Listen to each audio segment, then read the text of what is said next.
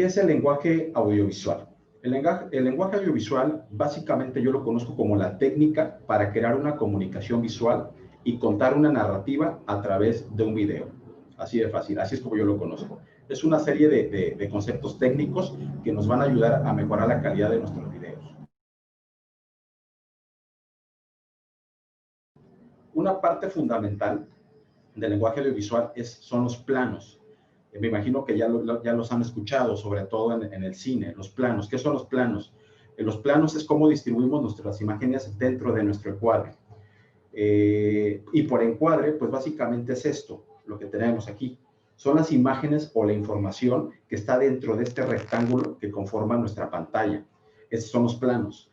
Y los planos, pues, se dividen en varios géneros. Hay varios, de hecho, hay una infinidad de planos, pero yo recopilé los que yo considero que nos van a funcionar, sobre todo en el ramo institucional o para los videos institucionales.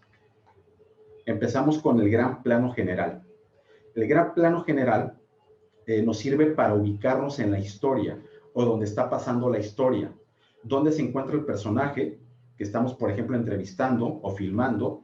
Sirve básicamente para contextualizar, ubicarnos en un espacio. En este caso puede ser una toma abierta, por ejemplo, de nuestro plantel, ¿sí?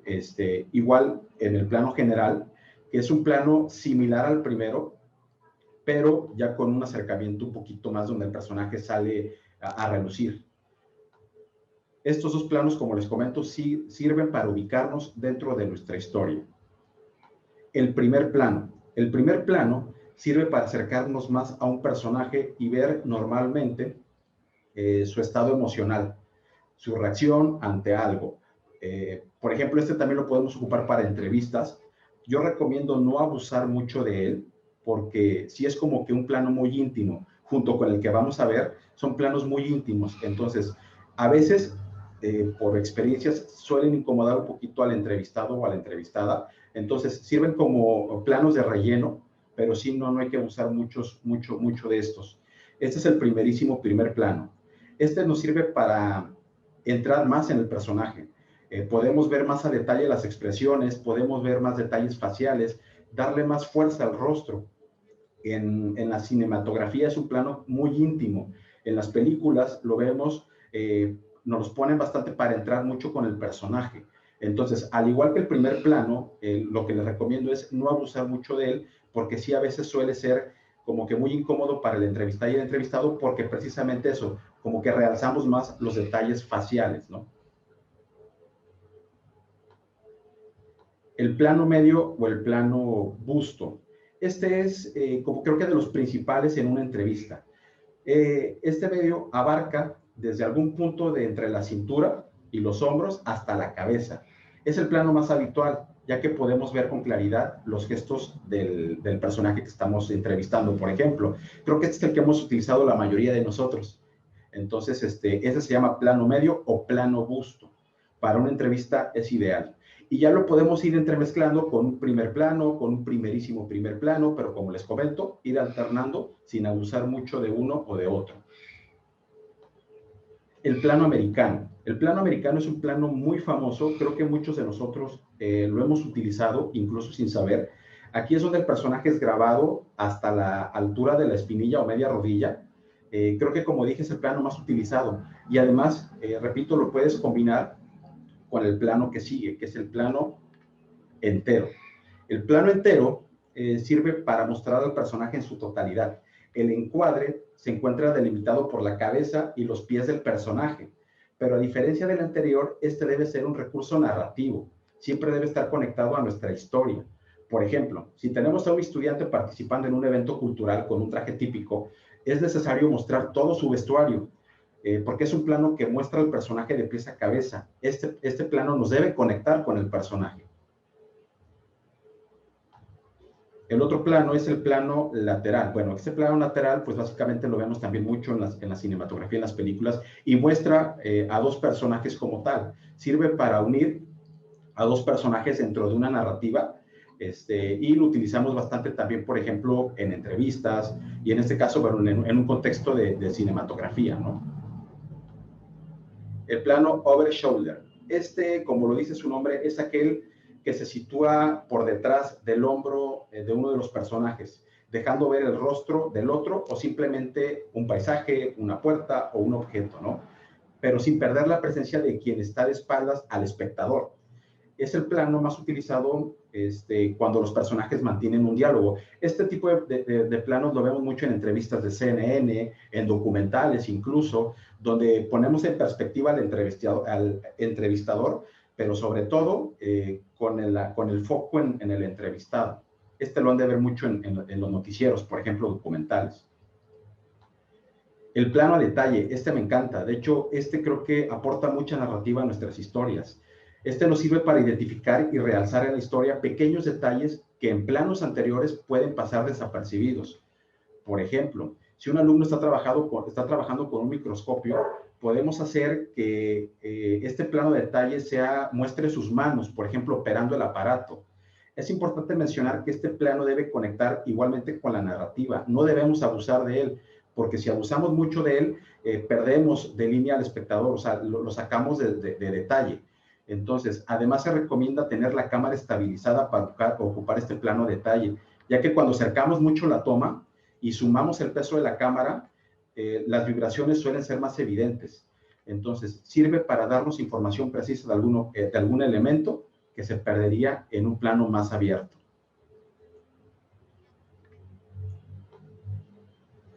Para terminar con el tema de los planos, yo creo que podemos trabajar como sugerencia. En nuestra toma podemos ocupar un plano, o sea, un plano unitario. Por ejemplo, puede ser el plano busto, el que les mostré anteriormente.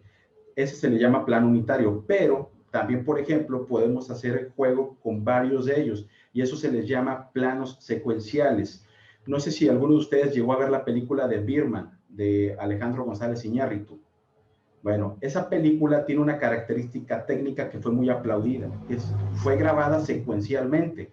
Secuencialmente quiere decir que no hubo un corte, no hubo cortes entre escenas. De principio a fin de la película se grabó con una secuencia nada más.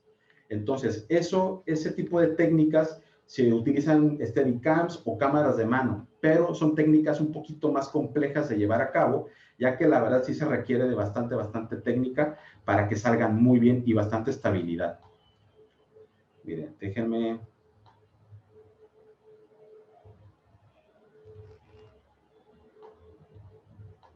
Al final les voy a dar un ejemplo de esta película. Por ahí tengo un ejemplo.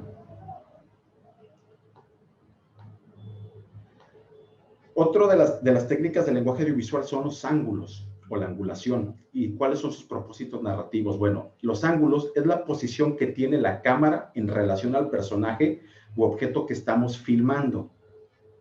También hay diferentes tipos de ángulos, pero yo seleccioné los que yo considero que nos pueden servir más. El primero es el ángulo normal. El ángulo normal o estándar se da cuando la cámara, tengo un ejemplo, se da cuando la cámara se sitúa a la altura de los ojos del personaje que estamos filmando, a esta altura básicamente. ¿Sí? De ahí tenemos el otro ángulo, el ángulo picado. El ángulo picado, ¿sí? Por lo regular transmite, o en el cine, transmite miedo, transmite vulnerabilidad, transmite inferioridad. Este ángulo, la verdad, no es recomendable para contenidos institucionales o entrevistas, sino más bien se aplica más a producciones cinematográficas. El ángulo picado es poner la cámara de esta forma, ¿sale?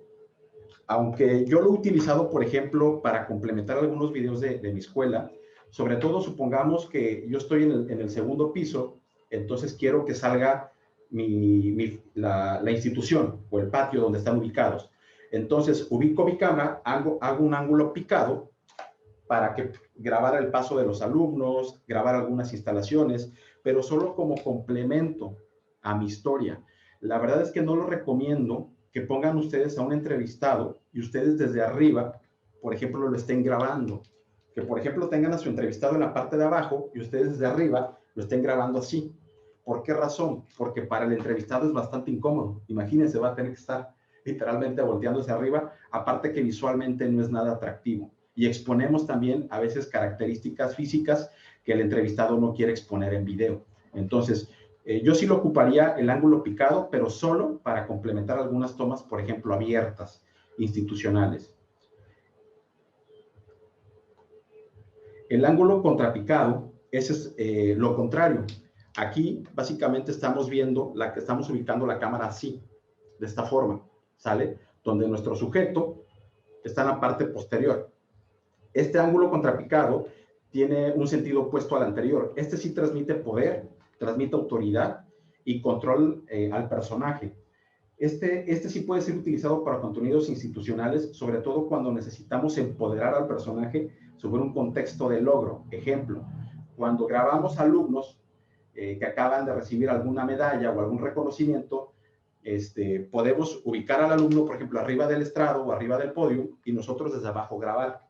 Esto obviamente nos va a dar una perspectiva de empoderamiento y obviamente vamos a resaltar el contexto del logro. El ángulo cenital, lo han visto bastante, es un recurso bastante ocupado. Está ubicado la cámara de manera perpendicular al suelo, es decir, de arriba hacia abajo, ¿sí? Aquí grabamos así, con el ángulo cenital. Ejemplo, por ejemplo, las tomas de dron se hacen de ángulo cenital. Este ángulo permite observar el espacio a lo largo y ancho de donde se lleva a cabo la historia para ubicar al espectador. Por ejemplo, del dron puede ser una toma de arriba hacia abajo de nuestro instituto, recorriendo todo el instituto. Entonces, ubicamos en la historia a nuestro instituto ante el espectador. El ángulo cenital es bastante utilizado, lo van a ver mucho en muchos videos, pero también recomiendo no abusar de él, ¿sale? Hay otro ángulo que quería mostrarles. Realmente yo no lo utilizo para videos institucionales, pero me parece interesante que lo conocieran. Se llama ángulo aberrante o es el ángulo holandés. Básicamente tenemos un desorden en el encuadre, es un desequilibrio. Se utiliza mucho para el tema de las películas de terror. Aquí en escena vemos, por ejemplo, la película de Eso, no sé si ya la vieron. Bueno, se ocupa mucho para generar desequilibrio, generar un poquito de desestabilidad, y es un recurso muy depresivo. Se los comento para que lo conozcan, pero sí no se lo recomiendo que lo utilice en sus videos, porque imagínense en una junta directiva, ¿no? Vamos a tener a los jefes todos ahí con este tipo de tomas, todos estresados. Bueno, pasamos a otro tema que me gusta bastante, que es los movimientos de cámaras. Pero aquí ya entramos al tema de la técnica de la composición. ¿Qué es la composición? Bueno, la composición es la organización de los elementos que conforman un conjunto de imagen. Recordemos que un video es una secuencia de imágenes que pasan a gran velocidad enfrente de nuestros ojos. A esa velocidad se les conoce como fotogramas por segundo. Ya lo veremos más adelante y es un recurso que van a ver mucho en su cámara. Para crear imágenes de gran calidad visual debemos seguir estos conceptos de composición muy básicos.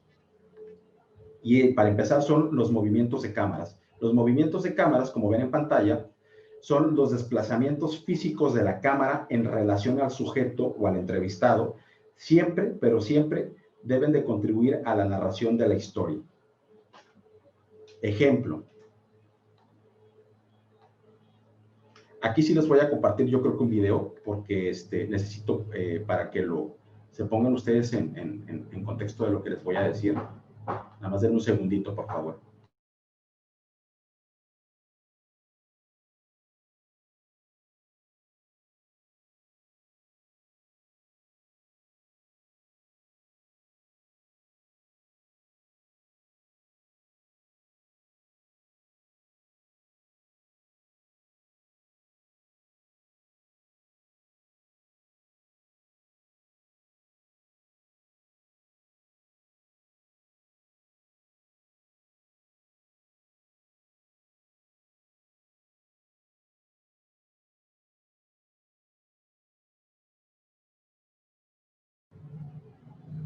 ¿Sí alcanzan a ver la pantalla negra?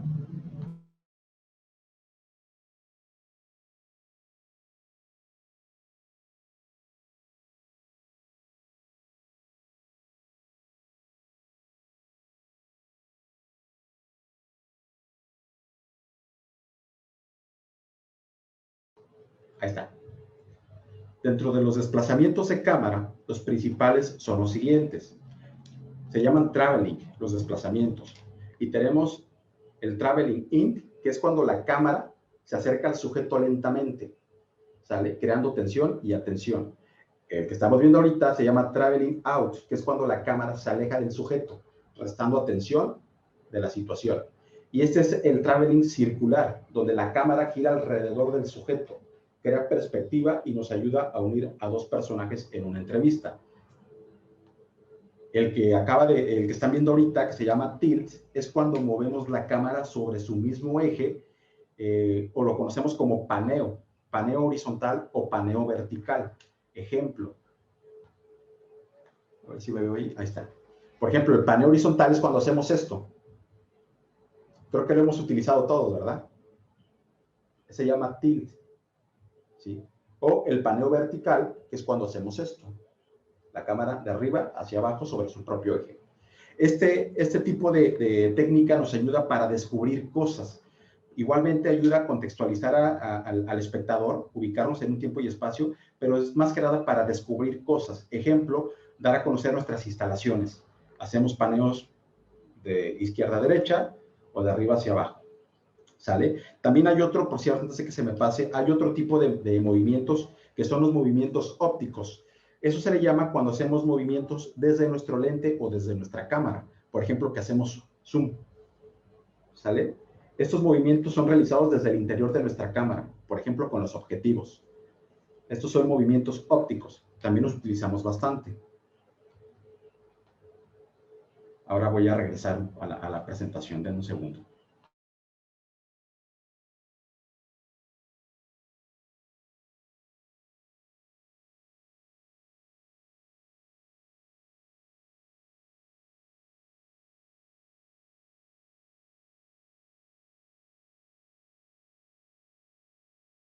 En lo que cargo nuevamente la presentación, si tienen alguna duda me la pueden ir dejando en el chat y ya si gustan al final las respondemos sin problema, o abrimos micrófonos al final.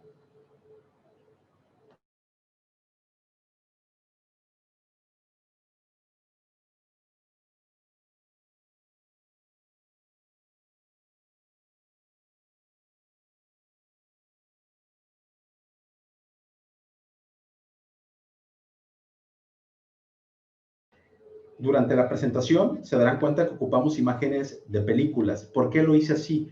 Porque quería que ustedes lo vieran a través de las películas que seguramente hayan visto. Y les aseguro que a partir de ahora, cada vez que vean una película, van a empezar a identificar esos elementos de composición en las películas que les gusten o que vayan a ver. Entonces, por eso decidí utilizar esas imágenes para ubicarlos de manera referencial. A ver, regreso a donde estaba.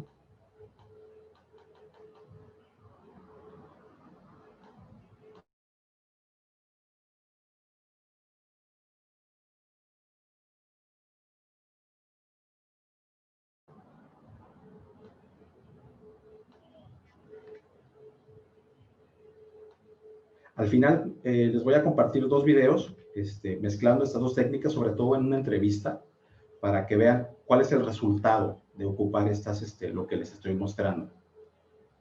Regresamos al tema de la composición.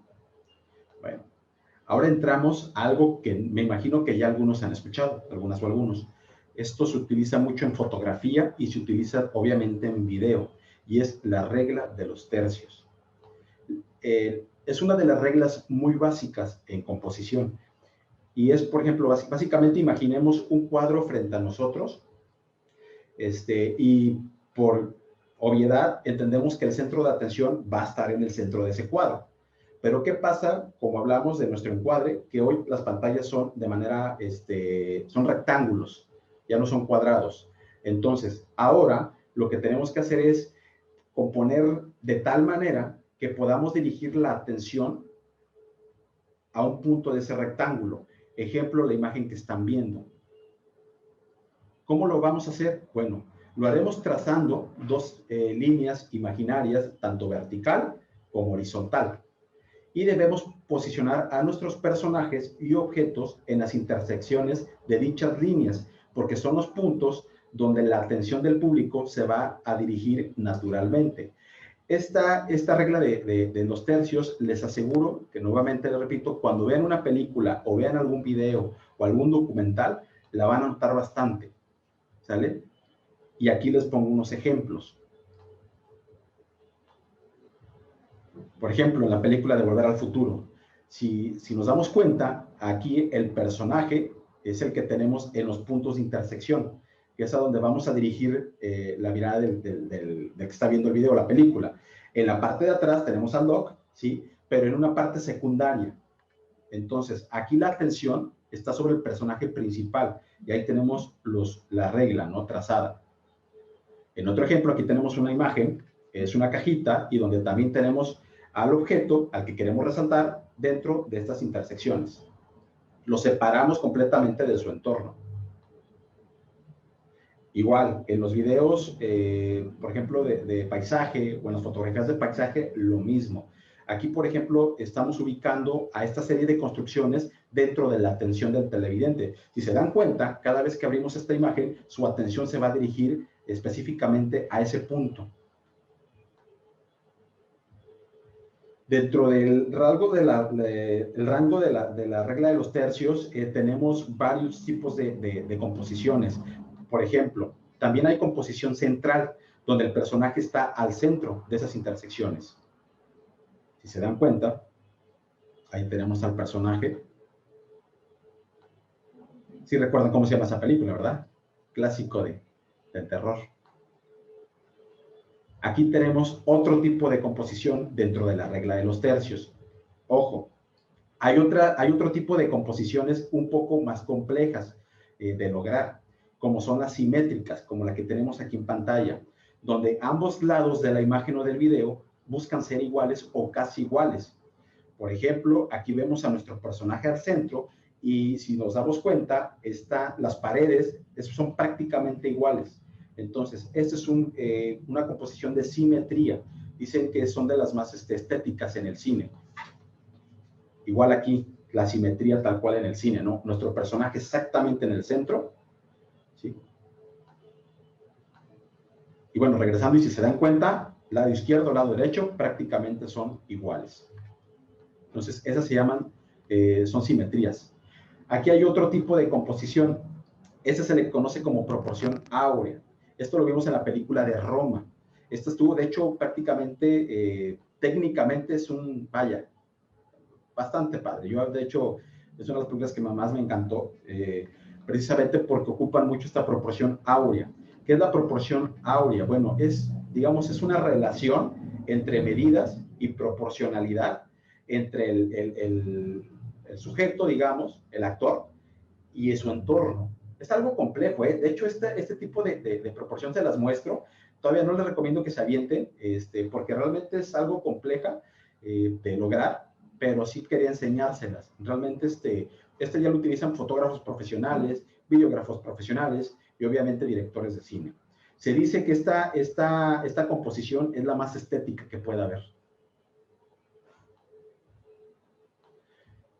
Pasamos al tema de la iluminación. La iluminación, a diferencia del esquema que les mostré en el primer módulo, aquí hablaremos de las claves, la clave baja y la clave alta. ¿A qué se refiere cada una? Bueno, la clave alta que tenemos del lado izquierdo, la idea es que ahí el personaje esté iluminado de manera pareja, de tal forma que no existan sombras o que casi no existan sombras. Aquí vas a requerir de mucha luz. Puedes utilizar el esquema que te compartí y obviamente también iluminación natural, por ejemplo el sol. Si te das cuenta, se utiliza mucho también para entrevistas, documentales, y es como que un poco más serio este tipo de iluminación en clave alta. La clave baja que tenemos del lado derecho, como podremos ver, ahí generamos un efecto como claroscuro. Ahí se generan más sombras, por un lado oscuro, por otro lado un poco de luz. Por ejemplo, aquí se utiliza mucho cuando queremos ocultar la personalidad o la imagen, digamos, a la persona que estamos entrevistando. Lo vemos mucho, por ejemplo, en documentales, lo vemos mucho, por ejemplo, a veces cuando hacen reportajes donde queremos ocultar la apariencia, se utiliza mucho este tipo de iluminación en clave baja. En esta fotografía, por ejemplo, vemos que aquí se conjuntan varios elementos, ¿no? Luz, muchas sombras, pero sobre todo realzan el elemento del humo, que es parte de la composición de esta fotografía. Recordemos, compañeras, compañeros, que les debo de comentar que la iluminación va a ser fundamental porque nos va a permitir delimitar el ambiente que queremos transmitir a nuestro espectador. Entonces, Les recomiendo que tengan muy presente el esquema de iluminación que les pasé la primera vez y sumemos estas dos claves, clave alta y clave baja, y se pongan a practicar en ambas, porque la verdad es que da resultados bastante interesantes. Estamos ya por llegar a la presentación y les quiero platicar de los tiempos. Eso también lo hemos visto mucho en los cines, los tiempos y espacios. Aquí les voy a platicar de dos y ahorita al final les muestro creo que ya terminó la presentación. Perfecto. Si me permiten, les comparto el video para ubicar.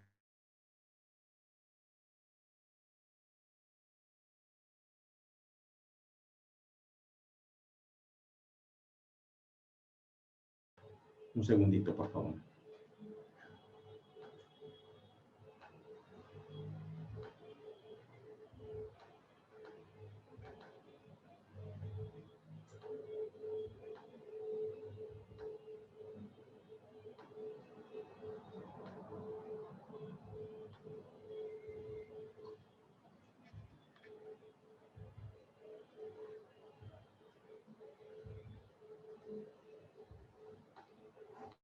¿Sí? ¿Se observan el video? Sí, perfecto. Esta técnica de tiempo se llama elipsis. El elipsis, se los platico antes. Ay, perdón, me parece que tengo el micrófono apagado. El elipsis es el salto en el tiempo entre un plano. Por ejemplo, un estudiante, como lo estamos viendo, está tomando clases, o en este caso en la computadora, y en el siguiente aparece en un presidium recibiendo un reconocimiento.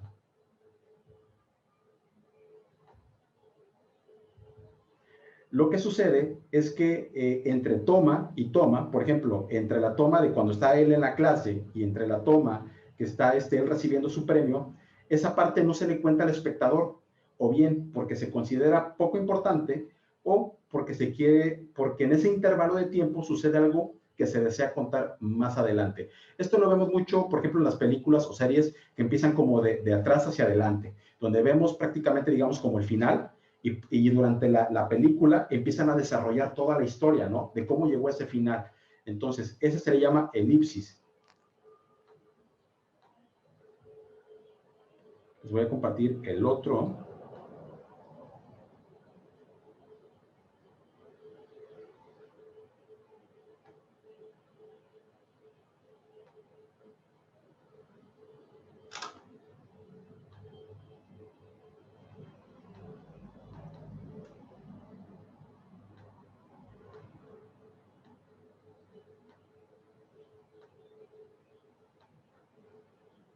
Ahí está.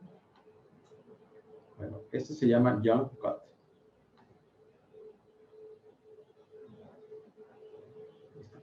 El jump cut, es un corte en el plano o en la escena que rompe completamente con la secuencia. Ejemplo, aquí vemos al alumno recibiendo su certificado, su reconocimiento, y de repente nos pasamos a un teléfono móvil. En la historia podemos conectarla con que a lo mejor es la mamá que está tratando de ubicar al alumno, pero obviamente este no le va a responder porque está recibiendo su reconocimiento. Entonces, este corte que prácticamente nos divide la secuencia se llama jump cut. Ahora, les voy a compartir el video que les comenté al principio sobre las entrevistas.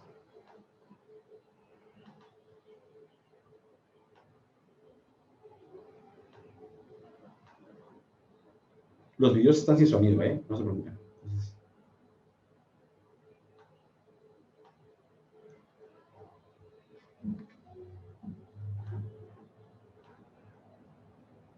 Aquí vemos permítanme, Camisino. Aquí vemos este video de entrevistas, esta serie de entrevistas, donde estamos ocupando las diferentes técnicas que les expliqué al principio.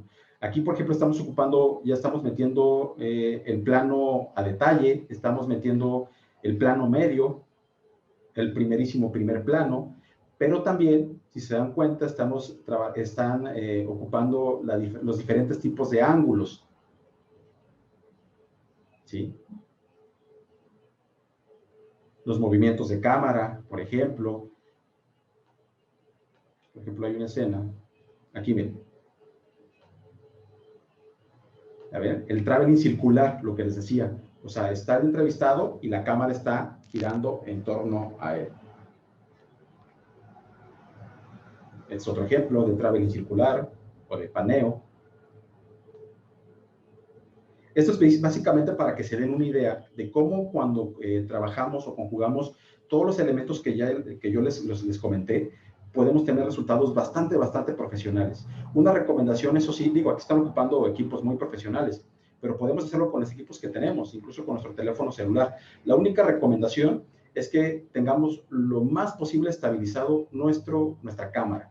¿Por qué razón? Porque cuando tenemos movimientos, por ejemplo, del actor, en este caso en una película, ustedes verán que ya hay películas que están ocupando mucho esta técnica de ir como que atrás del actor. Entonces, a veces se genera en la toma una vibración, pero es porque está conectando con la situación, a lo mejor una persecución. Lo vimos mucho, por ejemplo, en la película del Joker, ¿no? Pero aquí cuando hablamos de una entrevista, estamos hablando que tenemos a nuestro sujeto de manera estática.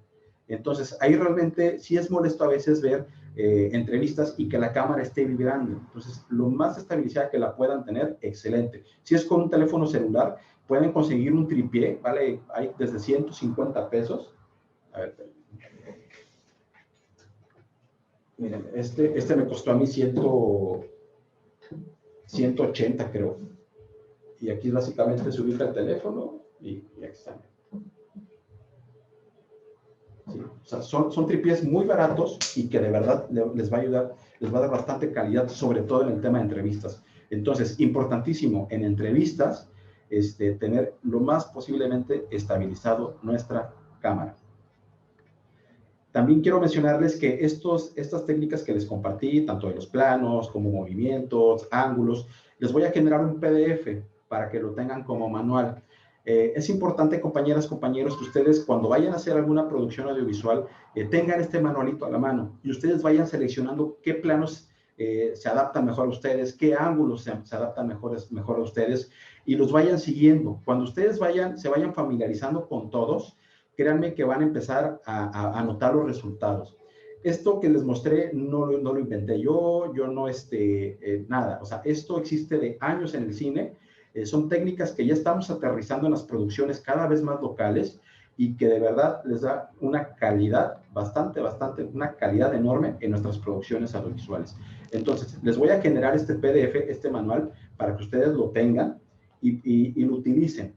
Decía un compañero fotógrafo, ¿no? Ocupando la frase que todos conocemos de las reglas se hicieron para romperse. Y en el cine es lo mismo, ¿no? Y es cierto, o sea, realmente podemos a veces de repente mezclar o romper, salirnos un poquito de la regla que les mostré ahorita, pero eso se lo recomiendo cuando ya dominen algunos elementos de este lenguaje audiovisual. Cuando ya dominen algunos de estos elementos, créanme que les va a ser mucho más fácil salirse un poquito de la regla, ¿sí? Y empezar a sacar sus propias creaciones. Y eso también le va a dar un toque de originalidad a sus videos.